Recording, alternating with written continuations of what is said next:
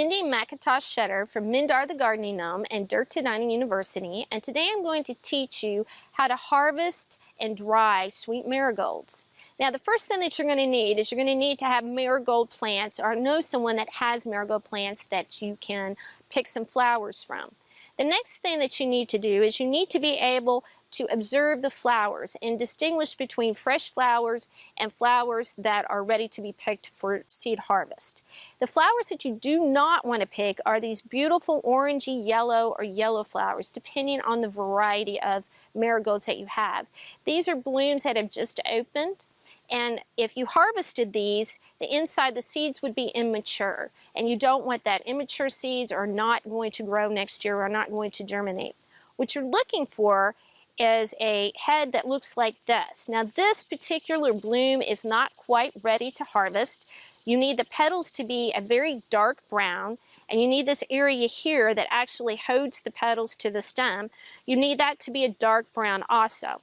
If the stem itself is brown, that's perfectly fine too. Once you have found this, what you're going to need to do is you're going to need to snip the bloom off, pinching it with your fingertips like that. Once you have that, you're going to need to open up the flower.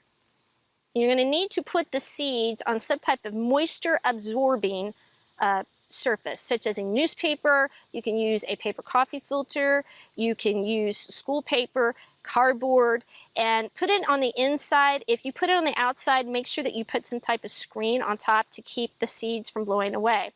Now what you're doing is you're actually drying these seeds out, because moisture will cause the seeds to rot and you won't have anything to plant next year. Once you have completely dried the seeds, you're going to need to put them in some type of container. Avoid any container that is made of plastic, because that will cause the seeds to sweat and they will mold and you will have nothing to plant next year. A paper bag or an envelope from junk mail is a perfect storage unit to use for your seeds. The other thing that you can do, once the seeds have dried and you've put them in that storage unit, you can also put them in your refrigerator, and that will help extend the life of your seeds. Just make sure that you don't mix fruits and vegetables in with your seeds, because the ethylene gas will kill the seeds.